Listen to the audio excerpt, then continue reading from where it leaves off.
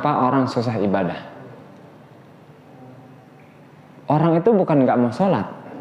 Yang lagi nggak sholat itu bukan nggak mau sholat deh, mau sholat Pak. Bener ya? Yang nggak bisa ngaji itu bukan nggak mau ngaji Pak. Jadi dia kayak ada penghalang begitu. Ada penghalang yang menghalangi dia untuk melakukan itu. Dari nggak? Penghalang itulah yang menghalangi dia untuk dia bisa beribadah kepada Allah dalam tingkat selanjutnya begitu. Kalau nggak disingkirkan halangan ini, maka dia tidak akan bisa ibadah dengan baik. Apa penghalangnya? Dosa. Dosa Pak. Orang bukan nggak mau ke masjid Pak, terhalang dosa nggak bisa ke masjid. Itu. Orang bukan nggak mau berjamaah di masjid 5 waktu, terhalang dosa dia nggak bisa datang berjamaah di masjid. Orang bukan nggak mau tahajud, tapi ada yang menghalangi dia untuk bisa sholat tahajud. Orang bukan nggak mau baca Al-Quran 1 juz setiap hari, ada yang menghalangi dia untuk dia bisa qiraah Al-Quran 1 juz setiap hari. Apa itu? Namanya az-dzunub, dosa Pak. Nah, langkah pertama supaya kita bisa beribadah kepada Allah adalah tobat. Nah, tobat Pak. Yang jadi repot kalau nggak tahu itu dosa gitu. Jadi nggak mau tobat, jadi terhalang terus dia tuh Pak. Ketika seseorang tahu dosa, dia mau tobat. Tapi kalau nggak tahu dosa, dia nggak akan tobat. Oke, nanti kita akan bahas dosa. Nah, untuk bertobat, dia ada 5 syaratnya Pak. Yang pertama Pak, nyesel. Nyesel sama dosa yang telah dia buat. Nyesel Pak. Nyesel itu tobat gitu Pak. Nyesel itu an-nadam at-taubah. Nyesel itu dia tobat. Bukan nyesel nggak ngelakuin dosa loh. Duh, kenapalah saya sekarang dapat hidayah? Kalau ngerti dulu, saya embat aja begitu kan. Ini bukan nyesel itu. Bukan nyesel itu yang diinginkan gitu. Yang kedua, meninggalkan dosa yang telah dilakukan dan enggak akan kembali lagi ke dalam dosa yang sama.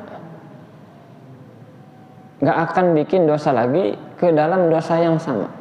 Sebagaimana air susu ibu kalau sudah keluar enggak akan bisa masuk ke dalam putingnya lagi. Itu namanya meninggalkan dosa. Tapi kalau dia mau minta ma'ampun kepada Allah Ta'ala, tapi dia masih bikin dosa, muqimun ala dzambi, tetap terus di dalam dosa, itu kal mustahzi'i bi rabbih, seperti orang yang nyakitin, yang ngeledek kepada Robnya, yaitu Allah. Gampanglah, Allah Maha Pemaaf. Nanti juga paling diampunin dosanya. Lo kayak ada punya perjanjian entah. Ini. Yang ketiga, Pak. Yang ketiga, istighfar. Astaghfirullahaladzim. Setiap mau lakukan dosa, bukan mau lakukan dosa Pak. Kalau mau lakukan dosa berarti kan sengaja. Enggak sengaja melakukan dosa, Bapak istighfar. Bukan sengaja melakukan dosa, enggak sengaja. Beda kan?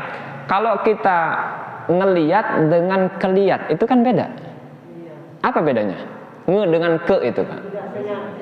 Kalau ngeliat sengaja, kalau keliat enggak sengaja. Kalau keliat itu enggak dosa, rezeki. Kalau ngeliat itu dosa. Bapak ibu lagi jalan naik motor, kelihatan cewek. Kan di Indonesia makan susah. Nggak bisa nggak kelihatan itu cewek Pak. Tengok, wih cakep. Langsung astagfirullahaladzim. Astagfirullahaladzim gitu. Lurus. Ngeliat lagi, astagfirullahaladzim. Kelihatan lagi gitu. Astagfirullahaladzim. Jadi sepanjang jalan banyak istighfar. Astagfirullahaladzim. Astagfirullahaladzim. Gitu Mbak ya. Jadi ketika ngerasa melakukan dosa langsung cepat istighfar. Nah, yang keempat, Pak. Tobat akan diterima selama nyawa belum nyampe di kerongkongan dan sampai matahari belum terbit dari barat. Oke Pak ya. Nanti matahari itu nggak sesuai janjinya loh Pak. Nanti dia menyelisihi janji. Sekarang apa? Tenggelam ke barat, terbit dari timur. Nanti mau dekat kiamat dia terbit dari barat, tenggelam dari timur. Udah nggak diterima lagi tobatnya. Yang kelima, terakhir, kalau kita ada hak kewajiban, ada hak-haknya Allah yang wajib buat kita, yang belum kita tunaikan berupa sholat, zakat, puasa, haji, belum ditunaikan nih Pak, dan kita sebenarnya sudah wajib 4 perkara ini, Bapak harus mengkodok itu. Paham ya Pak? Nanti dibuka pertanyaan. Harus dikodok. Bapak ninggalkan sholat waktu bien, Jambi, zaman bien. Ninggalkan sholat, Bapak nggak usah sholat sunnah lagi, tapi Bapak kodok sholat. Nanti zuhur dibikin 2 kali, asar dibikin 2 kali, qobliyahnya Bapak 2 kali, maghribnya Bapak 2 kali, isyaknya Bapak 2 kali. Nggak usah sholat sunnah lagi. Itu Pak ya. Kalau ada hukukul adam, hak-haknya manusia. Dulu waktu SD pernah darmaji, dahar 5 ngaku hiji. Ya kan? Nakal-nakal kan waktu SD dulu ya Bu ya. Nah, Bapak Ibu harus minta halal sama dia. Minta halal sama orang itu. Sudah mati Pak Ustadz, ada caranya. Sudah mati, ada caranya. Yang pertama caranya, ibu bersodakoh sesuai dengan makanan yang pernah kita makan. Lupa misalnya kan, wih banyak amat ya kan, tiap hari 5 ngakunya 1, kalilah 1 tahun, alangkah banyaknya itu. Kira-kira lah nyumbang atas nama ibu kantin SD begitu, gitu ya ibu. Kalau pernah ngomongin dia gibah sama temennya, maka minta halal. Bagaimana cara minta halalnya? Apa yang Bapak Ibu omongin disebutin di depan dia. Contoh, maaf ya Bu, tadi saya ngomongin Ibu, gigi Ibu nyerangas, begitu. Tahu ya Pak? Nah, kalau ditamparnya kita, jangan balik nampar. Terima kasih. Yang penting dimaafkan. Kalau takut, nah ada caranya nih Pak. Catat baik-baik nih caranya nih Pak. Di dalam kitab Syarah Arba'in dijelaskan nih. Bapak baca Qul huwallahu ahad 12 kali. Oke. Qul a'udzu birabbil falaq sekali, Qul a'udzu birabbin nas sekali. Kemudian Bapak salawat sama Nabi, Allahumma sholli ala Sayyidina Muhammadin wa ala ali Sayyidina Muhammad. Allahumma hdi ma qara'tuhu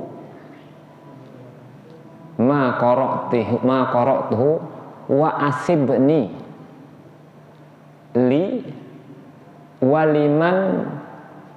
waliman bagi orang hakko yang berhak alaya ke atas saya min malin wa irdin. Dapat dihadiahkan seperti itu. Hafal Pak? Ada rekamannya Mas Didit. Oke Pak, ingat-ingat nih Pak. Udah, dari sini ada yang tanya nggak sebelum saya lanjutin?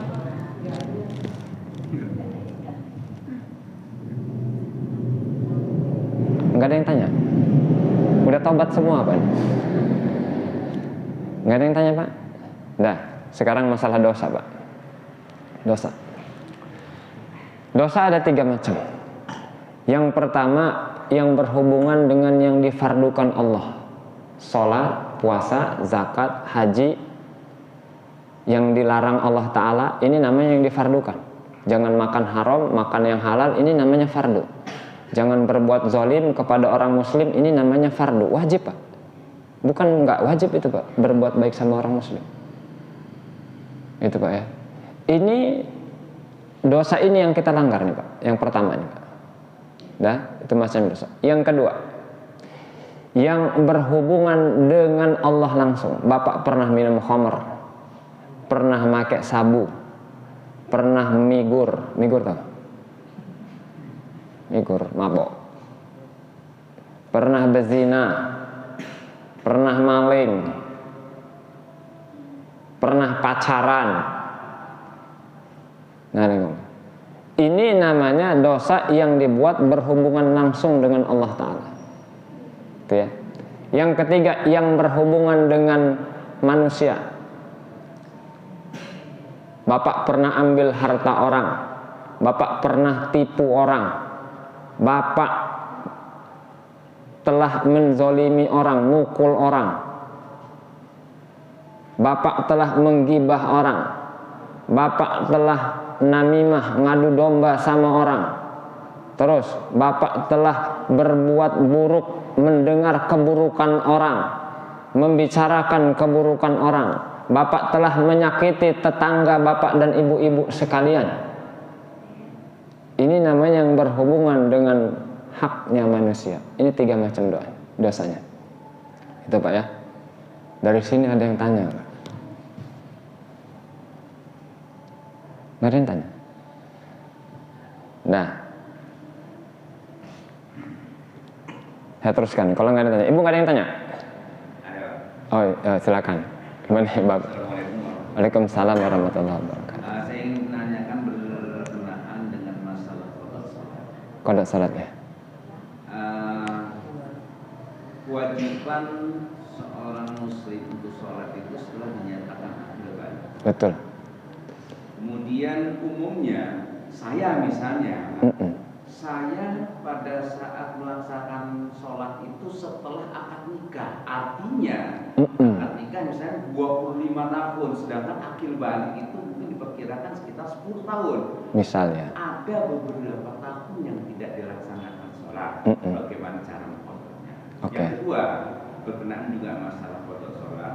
Saya berpergian dengan teman sejawat ke Jakarta.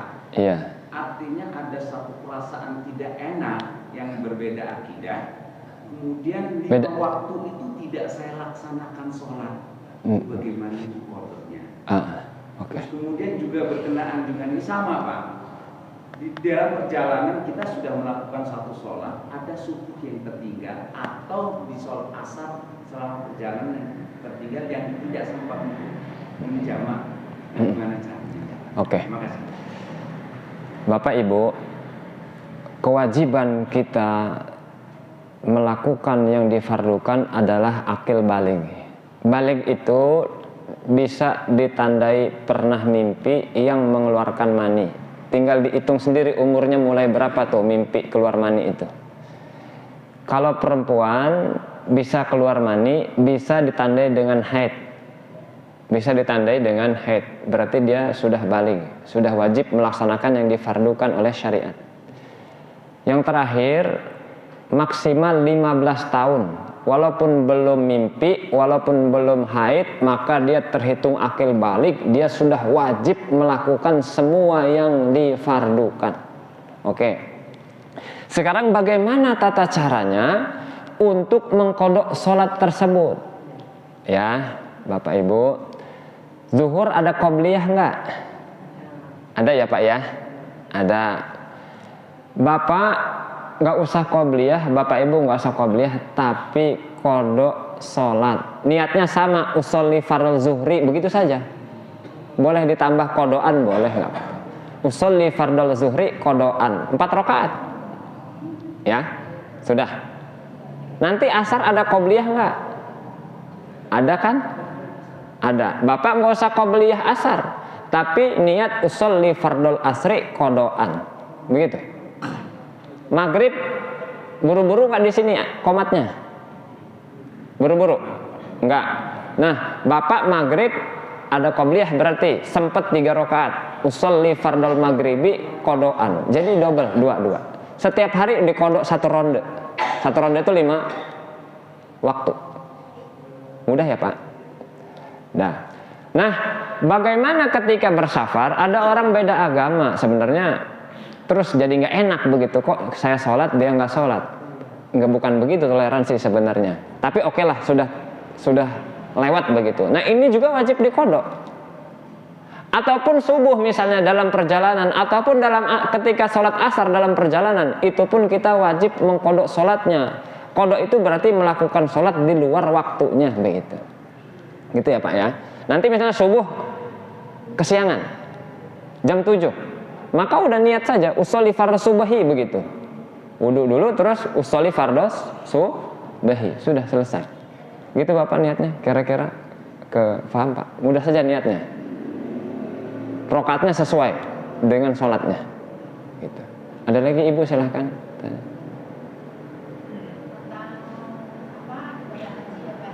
Haji.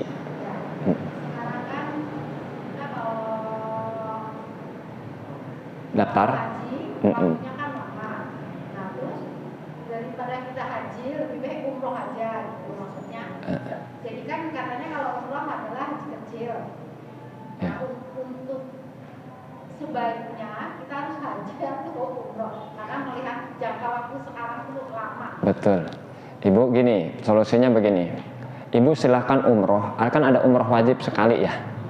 Kalau punya uang dan tiket perjalanan, umroh wajib ada sekali.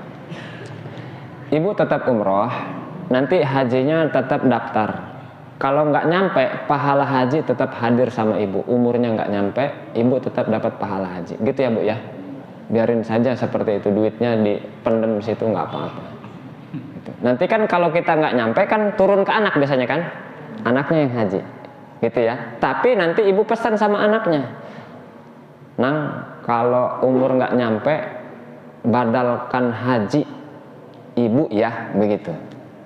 Sama nanti yang anak ibu yang bakal diwariskan haji itu kan ada tulisannya nanti catatannya, itu.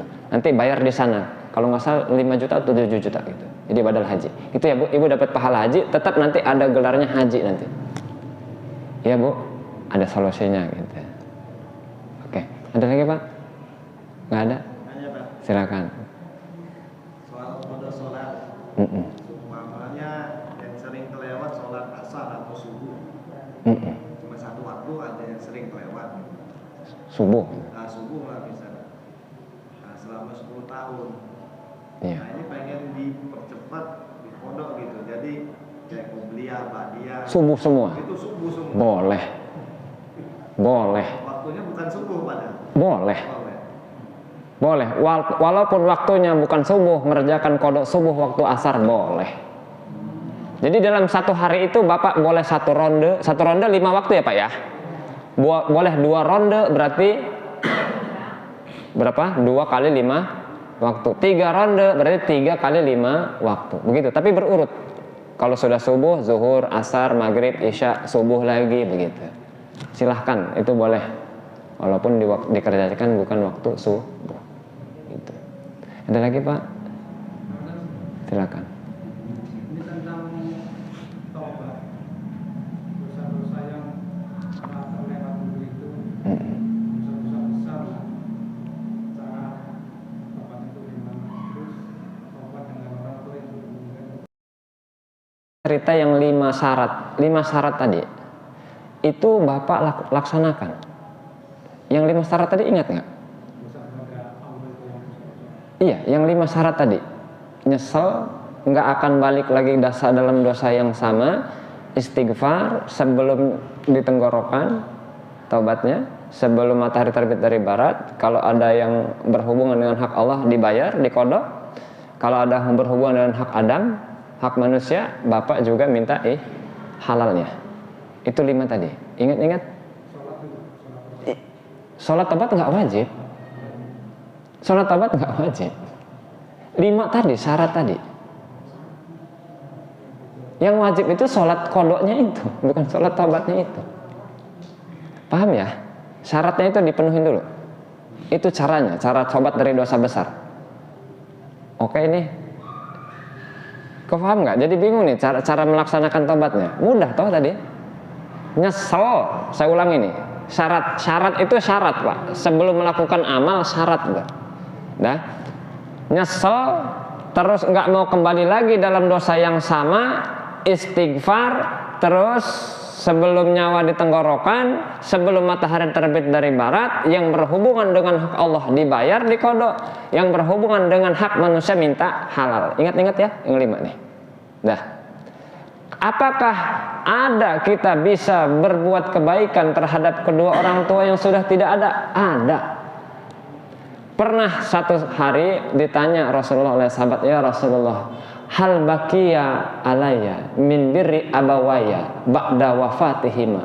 Ya Rasulullah, masih ada nggak sih saya bisa melakukan kebaikan buat kedua orang tua saya setelah wafat keduanya? Naam, kata Nabi, ada. Istighfar lahuma, minta ampun untuk keduanya.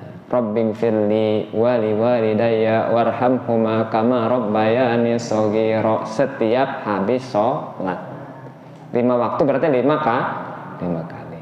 Terus qiraah Quran buat keduanya, sedekah buat keduanya, nunaikan apa yang dijanjikan oleh dia, ditunaikan janjinya, Pak. Dia pernah janji apa sama orang, ditunaikan janjinya.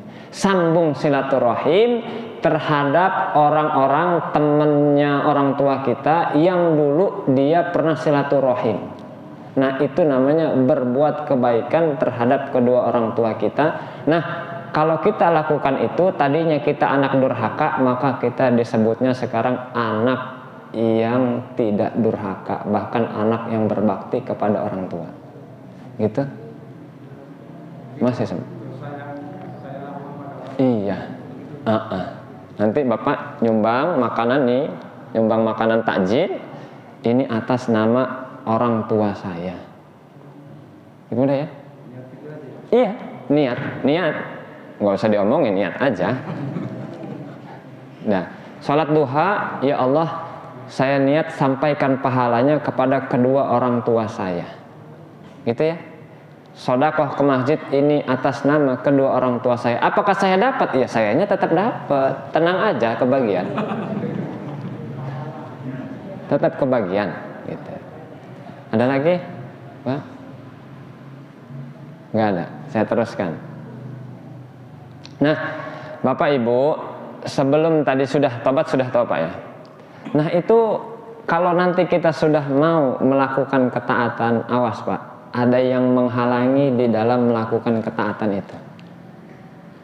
Ada yang menghalangi. Yang pertama yang ngalangin nafsu. Nafsu Pak. Nafsu nggak cocok Pak. Jadi orang taat itu nafsu nggak cocok. Dia akan ngalangin Pak. Karena nafsu itu pasti dorong kepada perkara yang nggak bagus. Inna nafsa la'ammaratun bis-su'. Sesungguhnya nafsu itu apa? Pasti memerintahkan kepada keburukan. Nafsu nggak senang. Nah, yang kedua manusia. Nanti Bapak mau hijrah, nanti ada aja yang ngeledekin. Masuk masjid, hujan lah bentar lagi. Tuh. Ini nos apa? New old stock, orang lama tapi baru gitu Pak, baru masuk masjid. Alhamdulillah, Masya Allah, mendung sekarang ini gara-gara kamu masuk masjid ini. Nanti Bapak akan diledek begitu, santai aja gitu ya. Manusia pasti ngeledek Pak, pasti dia ngece Pak. Ada yang gak senang Bapak, nanti di masjid pun ada yang seperti itu. Tapi Bapak Ibu santai aja. Yang ketiga, setan. Setan ini pasti nggak seneng Pak. Puluhan tahun digoda dapat hidayah. Wah, apes kata setan kan. Gagal kita sama tentaranya. Masya Allah, ini orang dapat hidayah ternyata. Minta ampun langsung hapus Pak. Busek langsung dosanya itu. Tobat langsung dihapus. Tapi dosa yang pernah kita buat di bumi itu, maka bumi nanti jadi nggak kenal lagi. Tangan yang dulu pernah melakukan kejahatan, maka ini tangan jadi nggak tahu lagi, nanti nggak bersaksi lagi. Itu kalau tobat. Makanya penting tahu caranya tobat. Penting tahu jenisnya dosa itu. Karena ada orang dia nggak tobat, kenapa? Karena nggak merasa dosa. Gitu ya. Yang keempat, dunia. Dunia. Waduh, gimana kalau sholat terus? Anak istri bisa besar kepala kecil badan nanti. Kayak terik ya kan, pakai helm. Itu Pak. Gimana nanti anak nih? Sekolah. Masya Allah, ini gimana kalau kita sholat terus? Gimana cari rezekinya? Gitu Pak. Dunia goda terus. Dunia akan menarik kita supaya dipilih dunia itu Pak. Hari ini dunia itu menjauhkan manusia dari Allah Ta'ala. Hari ini. Makanya kalau orang sudah dapat dunia, dia bukan cukup, bukan ngerasa cukup, tapi ngerasa kurang terus. Cobalah nanti kalau lebaran haji. Kalau nggak percaya, tahu-tahu kaki hilang, buntut hilang. Benar nggak? Yang ketawa-ketawa iya nih, pelaku peristiwa nih kan. Pasti banyak yang hilang, nanti kulit hilang, kepala hilang itu Pak. Itu hari yang kurang. Dunia itu kalau dapat bukan ngerasa cukup Pak. Dunia itu kalau sudah dapat kurang. Kenapa lah nggak lebih banyak begitu? Ini hari yang kurang. Dunia akan goda terus sampai kita terpuruk lagi. Kaidahnya dunia itu begini. Dunia itu kalau sudah masuk susah keluar. Nah, kalau agama susah masuk, kalau sudah masuk mudah keluar. Itu ya. Nah, ada yang tanya nggak?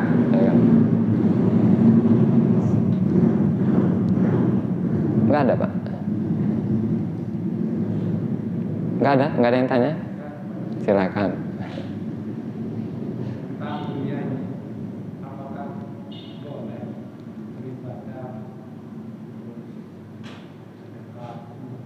Gimana? Cari dunia. Apa? Biar kaya. Oh gitu. Ya.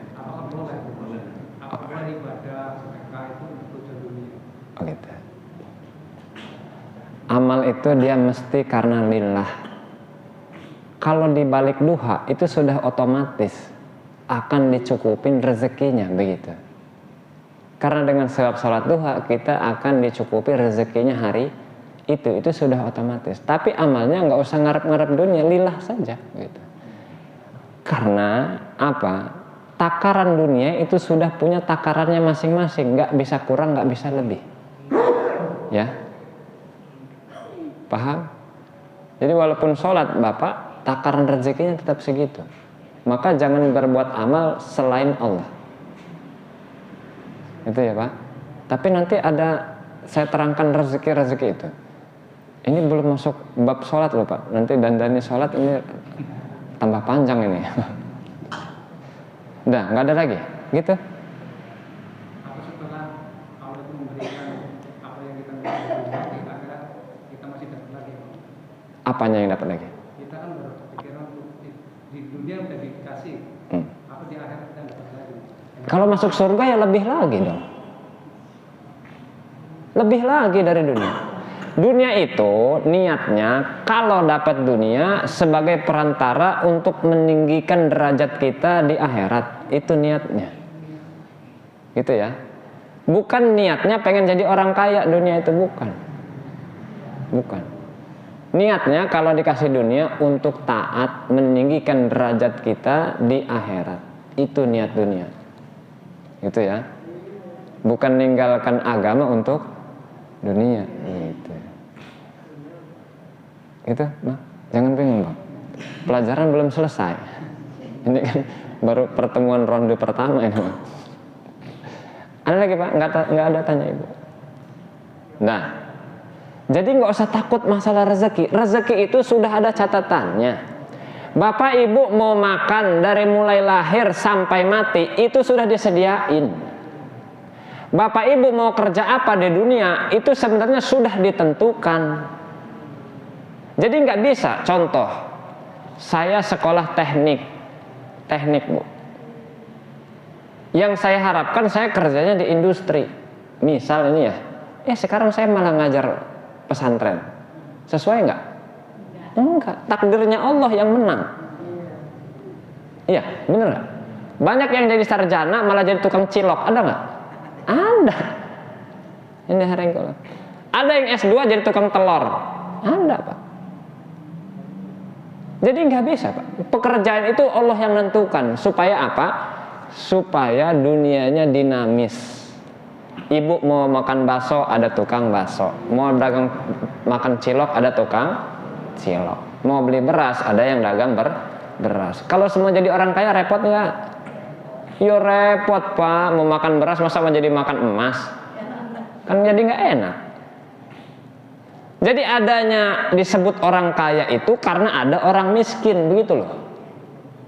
Ada yang disebut sehat karena ada yang sakit. Ada perempuan, ada laki-laki. Nah, berpasang-pasangan ini supaya dunianya dinamis. Ada pemimpin, ada rakyat, ada bos, ada karyawan, begitu.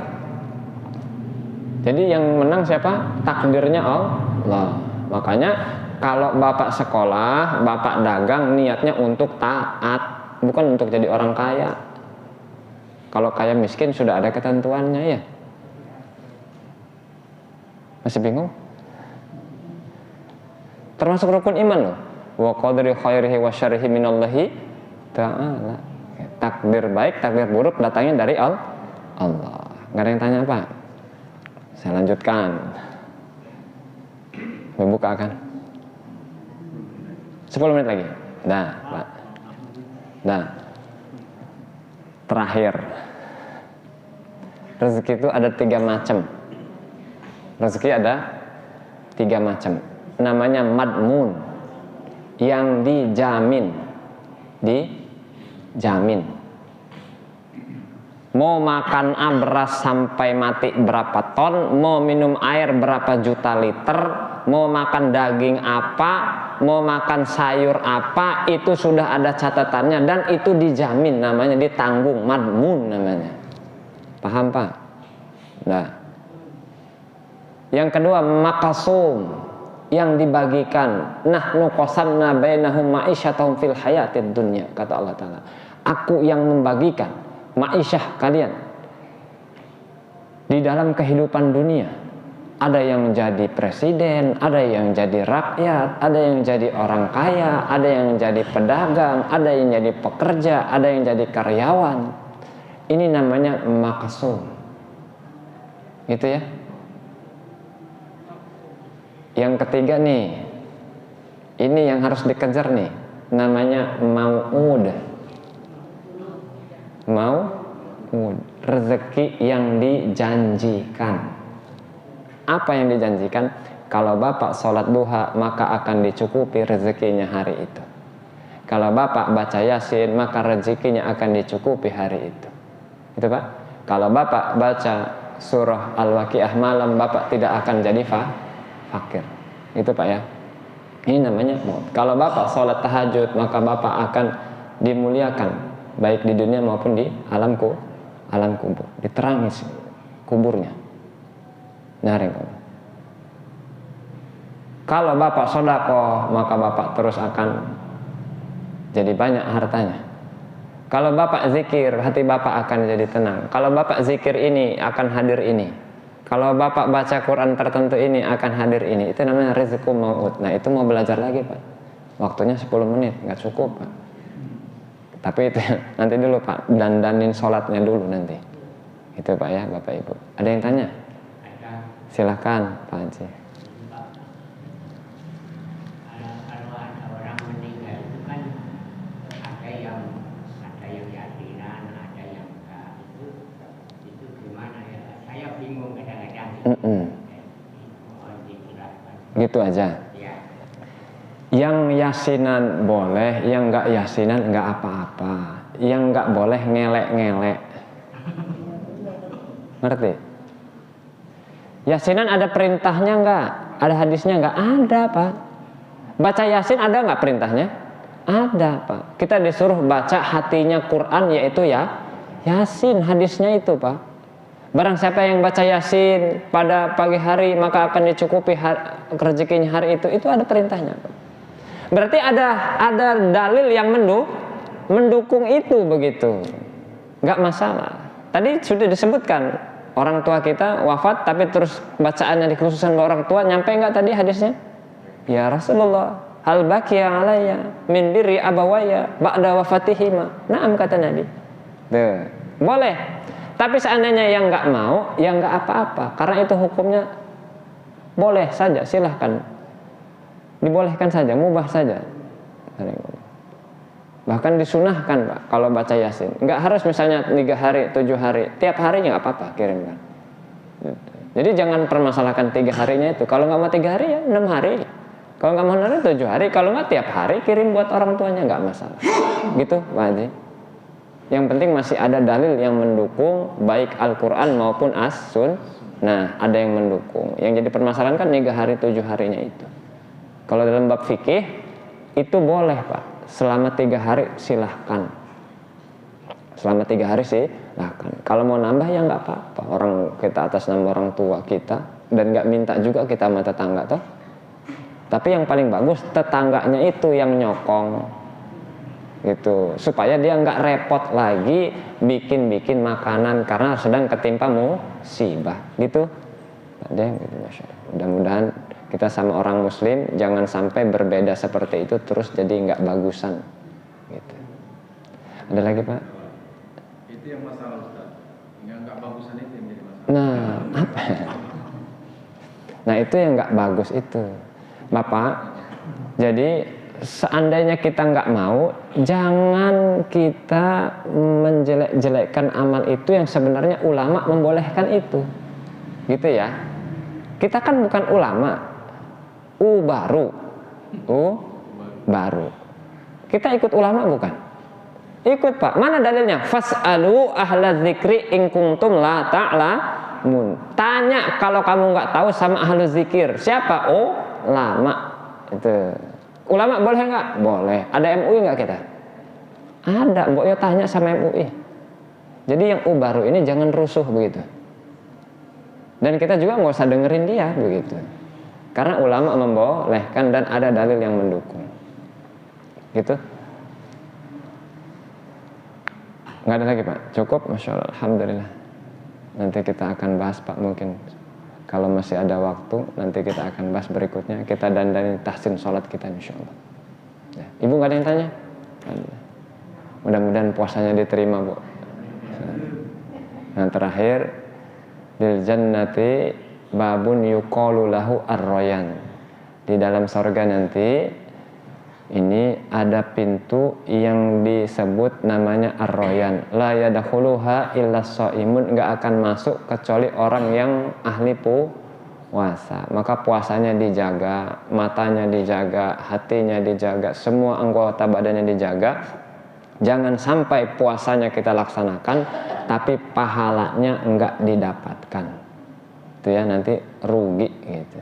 Alhamdulillah, mudah-mudahan sisa puasa kita ini kita niatkan untuk benar-benar mentaati Allah Ta'ala gitu. Jangan sampai kita nggak ada keniatan begitu. Bapak Ibu yang belum niat puasa 30 hari, niat. Takut umur nggak nyampe. Saya niat puasa fardu bulan Ramadan 30 hari. Bisa kan? Ya dari sekarang lah kalau belum niat. Tapi nanti niat lagi malamnya buat puasa besok. Nawaitu shauma ghadin dan adai. Ini niat sunnah. Takut umur nggak nyampe. Nanti pahala 30 hari tetap dapat sama Bapak, gitu ya. Barakallah. Ada benarnya datang dari Allah. Ada kekurangannya saya mohon maaf. Mudah-mudahan Allah Ta'ala pertemukan kita di dunia maupun di akhirat. Subhanallah bihamdihi, subhanaka Allahumma bihamdika, asyhadu alla ilaha illa anta, astaghfiruka wa atubu ilaik. Assalamualaikum warahmatullahi wabarakatuh.